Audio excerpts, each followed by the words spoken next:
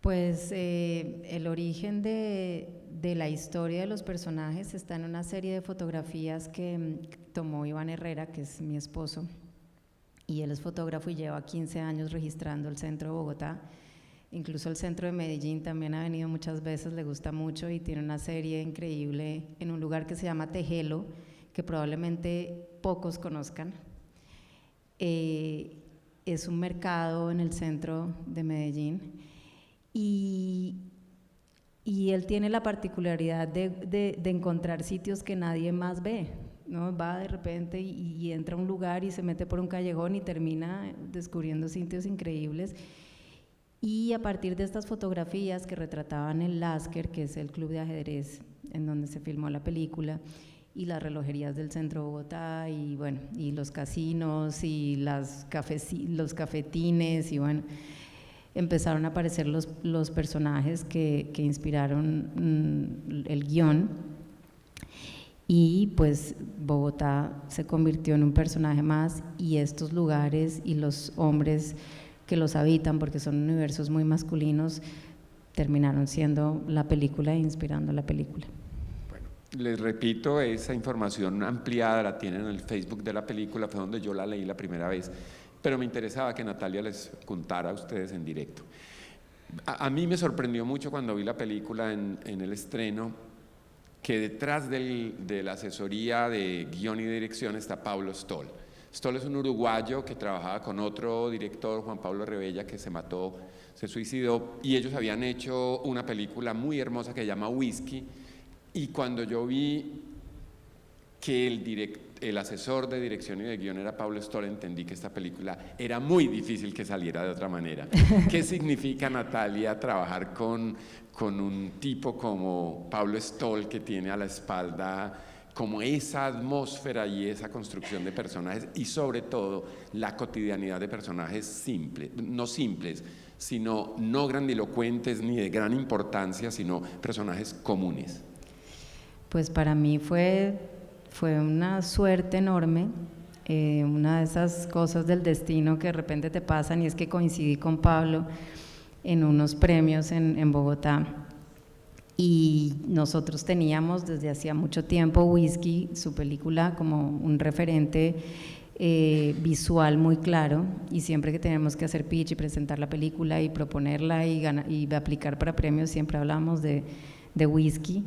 Y de repente coincido con él en Bogotá y digo, no, pues es que si no le hablo ahora, pues ¿cuándo? Y bueno, me senté con él y le hablé de la película, y después de varios días de conversaciones de pasillo me atreví a pedirle que fuera el asesor de la película, y dijo que por supuesto, recibió el guión y se entusiasmó muchísimo, y a partir de ese momento tuvimos muchos encuentros hablando de cómo veía los personajes, de qué era importante contar, por qué contarlo, y me obligó a pensar cosas que no estaban todavía en mi radar, siendo mi primera película, y eso fue muy importante para que la película quedara como quedó, el guión y después la imagen también.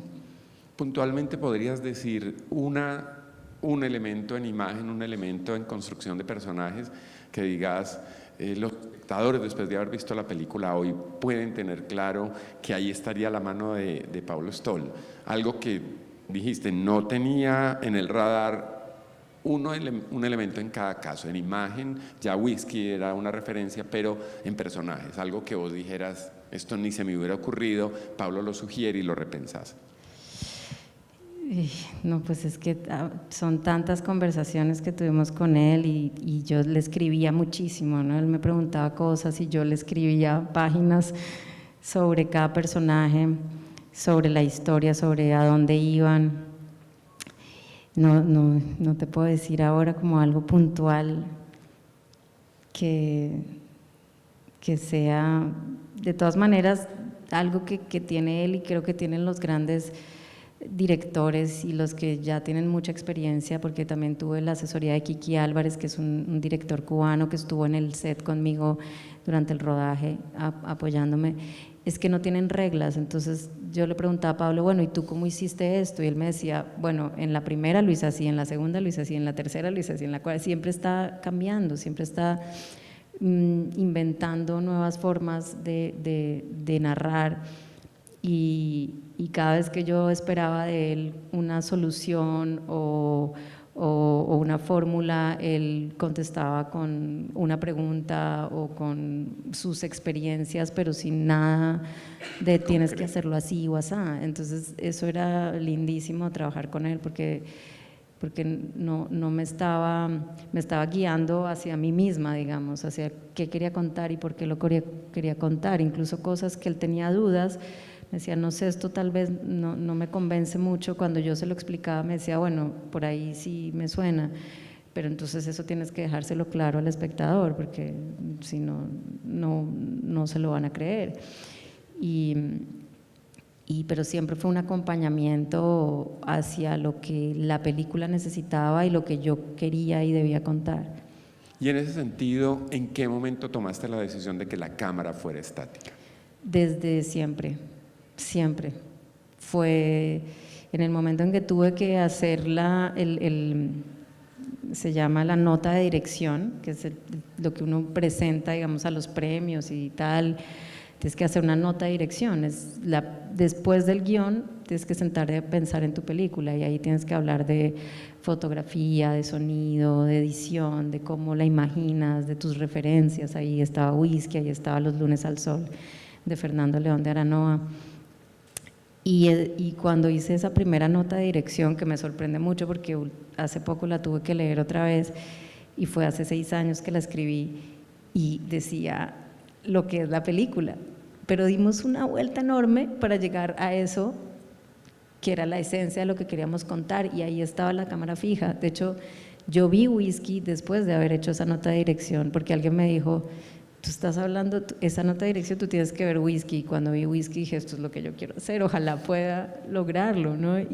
Pero la cámara fija siempre estuvo ahí, porque venía de las fotos de Iván, porque queríamos que los personajes transitaran la imagen, más que la cámara estuviera en función de ellos, y yo particularmente quería que cada plano fuera como una fotografía o como un cuadro. Y mencionaste una palabra que quiero tomar para hacerte una digresión, si es posible, y es que hablas de que la cámara no estuviera en función, sino que los personajes transitaron el plano.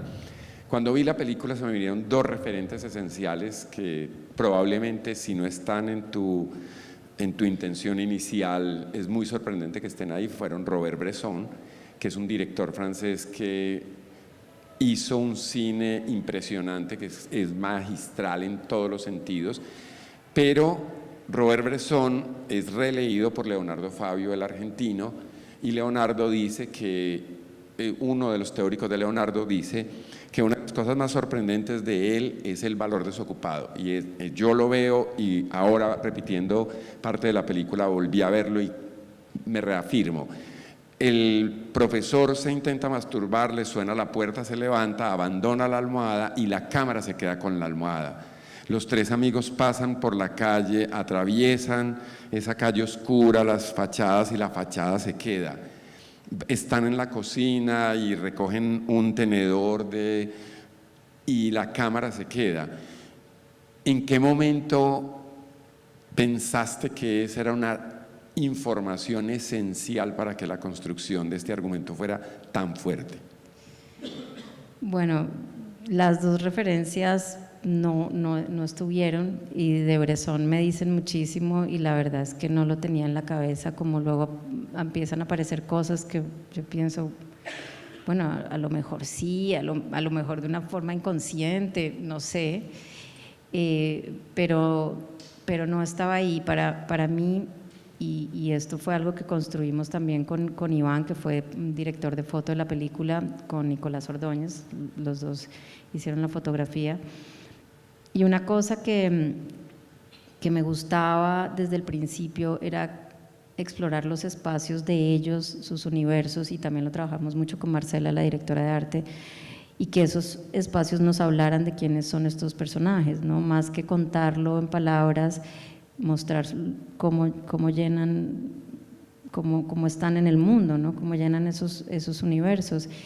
Y en eso hablamos mucho de, bueno, metámonos en su nevera, metámonos en su armario, y teníamos un montón de opciones y al final no hubo tanto tiempo.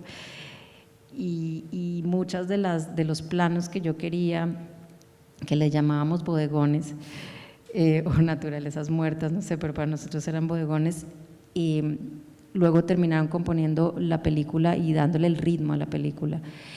Y nosotros sencillamente íbamos y los filmábamos, y filmábamos el cuadro solo, o el mouse, o un teclado, o la taza, todas esas cosas para mí eran como parte de esos universos personales de ellos, y al final terminaron contando la historia.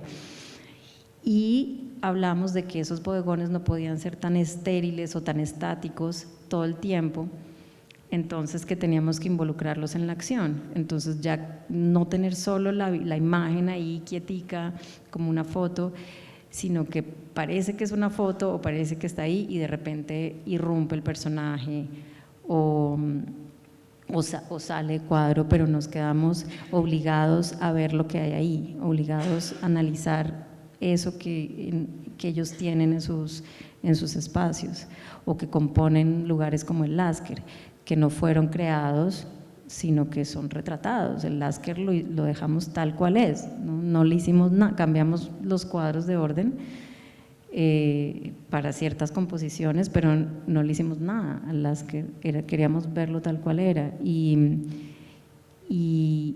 Pero obligar al espectador a detenerse en esos rincones, en el polvo, y que eso le diera otra dimensión a los personajes y a sus realidades. Y te fuiste para dos ámbitos que son evidentes en la película, uno es el montaje y el otro el sonido. Vamos a hablar de los dos de manera distinta. ¿En qué medida intervino Juan Soto en decisiones como de sacar estos bodegones o poner un orden distinto para que primero apareciera el mouse, luego el rostro, o primero fuera la voz? ¿Cuánto de Juan hay en el proceso de construcción de la obra final, donde Natalia quedara como no tengo que meter la mano, sino que acepto la sugerencia de este montajista? Muchísimo, muchísimo. Mucho de lo que quedó y mucho de lo que no quedó también. Salió mucho de la película y es culpa de Juan. Muchas cosas él decía, ya está, no tienes que contarlo otra vez, esto sobra, esto también sobra, esto no está bien. Entonces él fue decidiendo sobre personajes y líneas que desaparecieron de la historia, y yo confiaba en él en ese sentido, porque él no tenía él no estaba ligado al material de la forma en la que yo estaba ligada, pues estuve rodando todo ese tiempo, ¿no? Era imposible desprenderme para mí de muchas cosas, pero le creía cuando él me decía, eso ya lo dijiste en palabras, ya lo dijiste en imagen, ya no lo tienes que repetir. Entonces así fueron saliendo muchas cosas. El ritmo de la película, que lo fueron marcando los bodegones, yo al principio tenía un poquito de dudas de si iba a ser demasiado arriesgado contar, digamos, introducir las escenas y salir de las escenas con esas imágenes, y él me dijo, no, está súper bien, y él lo entendió perfecto y empezó él mismo a armar las escenas así, ¿no? Entonces siento que nos entendimos muy bien desde el principio, fue un diálogo siempre. Y para mí fue básico poder trabajar con alguien como Juan, que además tiene la experiencia. Juan, él es director también, director de documentales, tiene una película lindísima que se llama La parábola del retorno, que si pueden verla, se los recomiendo. Es una reflexión sobre la realidad colombiana súper bonita. Y para mí esa sensibilidad de Juan, esa paciencia, esa dulzura, pues fueron básicas para poder deshacerme de cosas que yo quería mucho, material que yo quería mucho, y yo confiaba en él, porque te lo dice de una manera tan amorosa y tan linda y tan, que bueno, sí, lo que tú digas. Entonces eso lo hicimos juntos y él está completamente ahí. Y en sonido, ustedes no tienen la imagen que pude tener yo atrás al final cuando estaban en el español y y el relojero juntos conversando, y dice Natalia, es que oiga el sonido.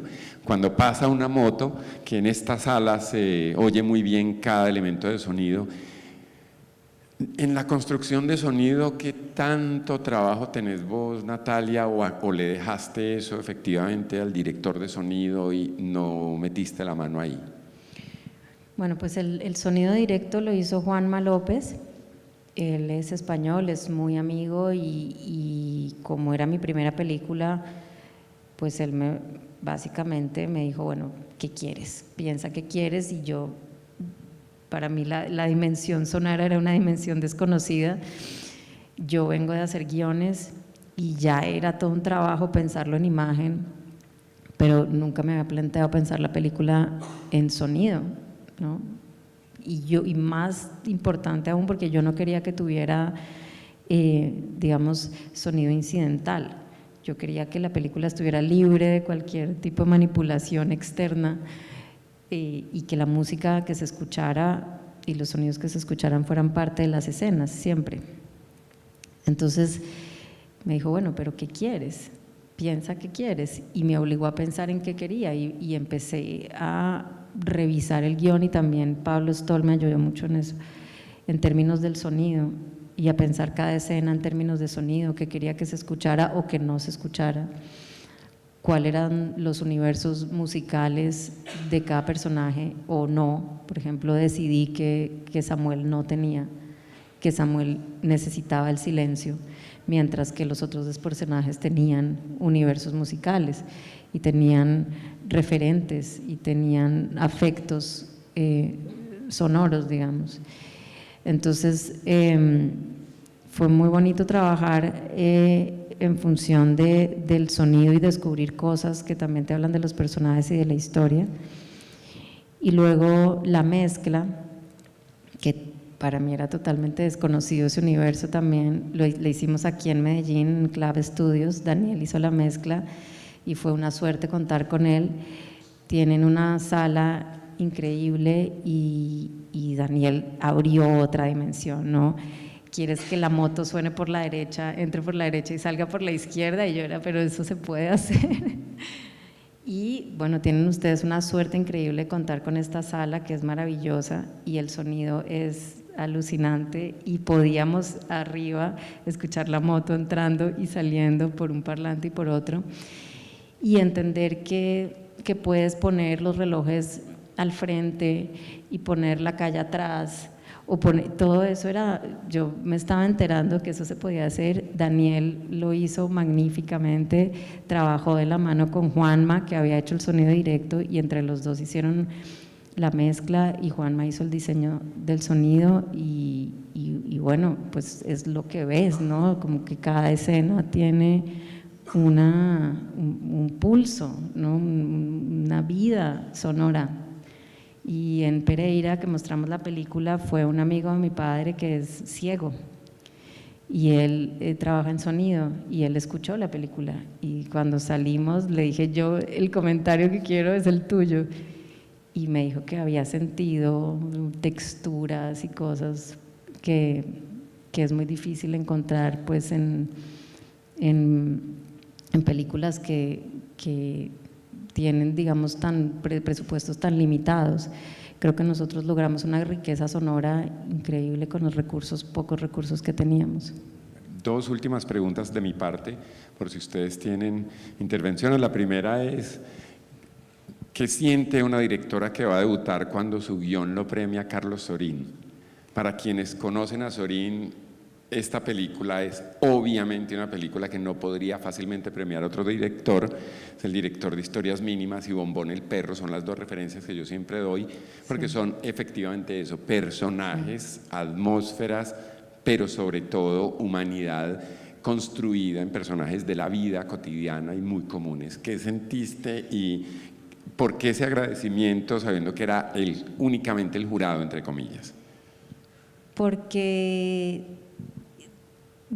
bueno, primero yo recuerdo que el primer guión que yo pasé al FDC en el 2008, Sorín fue uno de los de los jurados invitados ese año para premiar película, para premiar producción, y él habló, y él no estaba en mi categoría, él no había leído guión, y ese año yo presenté mi primer guión y yo lo escuché hablar, y él dijo algo así como que básicamente los directores y la gente que en general hacía cine lo hacía por persistencia, ¿no? Si terminaba haciendo una película era porque había sido lo suficientemente testarudo como para terminarla. Entonces yo pensaba, ¿eso será cierto? O sea, como que será tan difícil, y yo apenas había hecho mi primer guión y no estaba pensando en dirigir ni siquiera, eso fue en el 2008.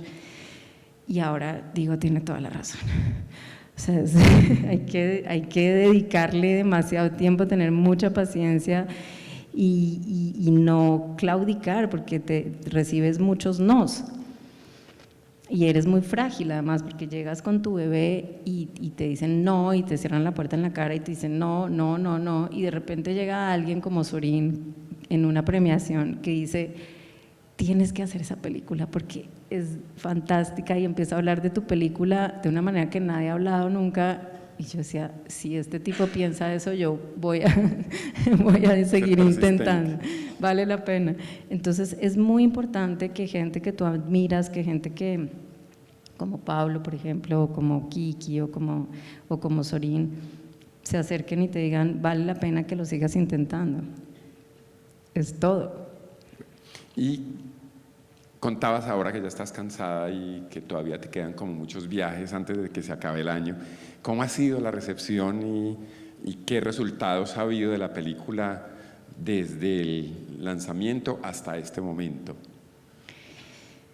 Pues es una montaña rusa, es increíble, porque nosotros ni siquiera pensábamos que íbamos a estrenar en Cannes, o sea, ni mandamos la película a Cannes, nosotros hicimos una película que con suerte íbamos a terminar, y eso terminó estrenándose en Cannes de una manera totalmente inesperada y no buscada, y eso aceleró muchos procesos que hubiéramos querido tener más tiempo para hacer, especialmente la edición con Juan. Tuvimos que correr mucho.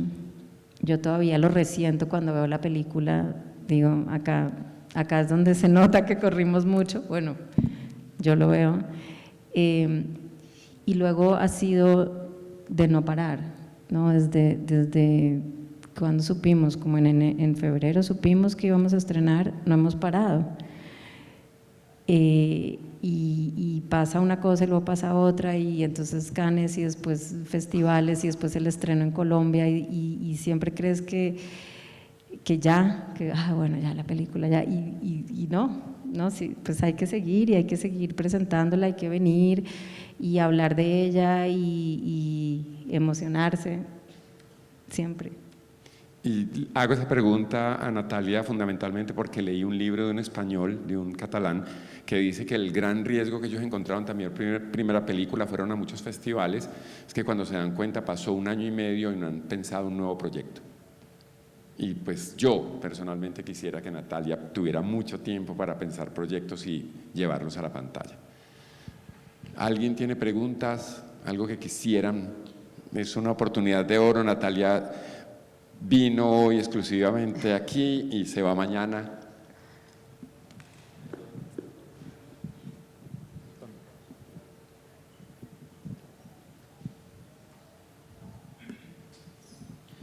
Natalia, muchas gracias.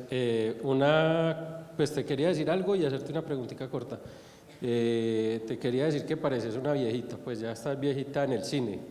Creo que Rodrigo García, para entrar al universo de las mujeres y retratar el interior de ellas y la intimidad, se demoró un montón, y Mailey lo hace ahorita a los 82 años, y vos entras a la intimidad de los hombres y lo haces como si tuvieras ya 70 o 80, pues. Entonces, gracias, es un cumplido muy valioso. Sí, es muy curioso que las mujeres logren entrar de esa forma a la intimidad de los hombres, y que los hombres entren como entra Rodrigo García en 9 vidas, o cosas que te diría con solo mirarlo, cosas que podría decirte con solo mirarlo, algo así. No recuerdo la primera de él, que es la intimidad completa pues le muestra a uno cómo es una mujer por dentro. Entonces eso es una cosa que dejas ahí, pues que es maravillosa. Hay mil cosas pues que te quisiera decir de eso, porque y de lo que tenés, que es muy bueno el producto. Y cuando están los dos hombres que dicen, me acuerdo de la canción, eso, ¿viste Nueve Reinas? ¿O no? Nueve Reinas. Yo la vi, pero no bueno. no tengo el recuerdo. Porque la referencia es, la película termina así, que terminan, has escuchado tal canción y empiezan a tararearle y al final no me acordaba. Entonces es muy, muy chévere pues la referencia además, por lo argentino pues y lo demás. Y no, gracias, muy buen producto y felicitaciones. Gracias.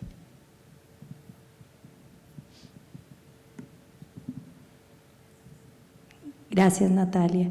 Yo quería preguntarte cómo es el universo sonoro que construiste de la mamá de Emilio.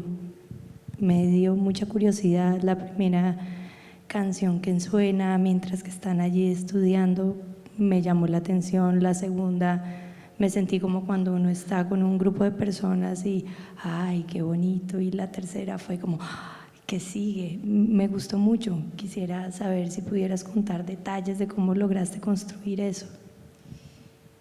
Bueno, siempre supe que iba a ser Satie y que ella, no, supe que iba a ser música clásica, su universo, con el que ella dibujaba, y luego cuando ya tuve que decidir, sabía que iba a ser Satie. Y Gonzalo, el actor, Gonzalo de Sagarminaga, él hizo la música de la película porque él es músico, y él me dijo, ¿por qué no está demasiado Satie? Y yo, sí, pero me gusta que sea Satie. Me dice, no, pero la rompe un poquito, no tiene que escuchar todas las veces Satie. Entonces él me sugirió el concierto para cello de Bach, que es el otro que se escucha, y él tenía un amigo que tocaba cello, entonces lo grabábamos al amigo tocando cello, y fue muy bonito todo el proceso de ver cómo armas la música en el estudio también, y tener la oportunidad de hacerlo con el actor que ha estado ahí en los espacios. Y yo quería que el universo de ella fuera muy sutil, entonces por eso tienes a ti, por eso el caleidoscopio y las imágenes de lo que ella ha dibujado, de sus obras, y ahí intentamos reducir al mínimo el sonido de la ciudad. Hay otros espacios en donde lo pusimos, el sonido de la ciudad mucho más fuerte de lo que realmente estaba. Ahí solo se escucha el sonido de la ciudad cuando ellos están solos y se sientan en el sofá y él la invita, es el único momento donde no hay música. Y también cuando él vuelve en la última clase y ella ya cortó con él y no hay música tampoco, ¿no? Era como crear una placidez en ese espacio y luego romper esa placidez quitando por completo la música que ella escuchaba.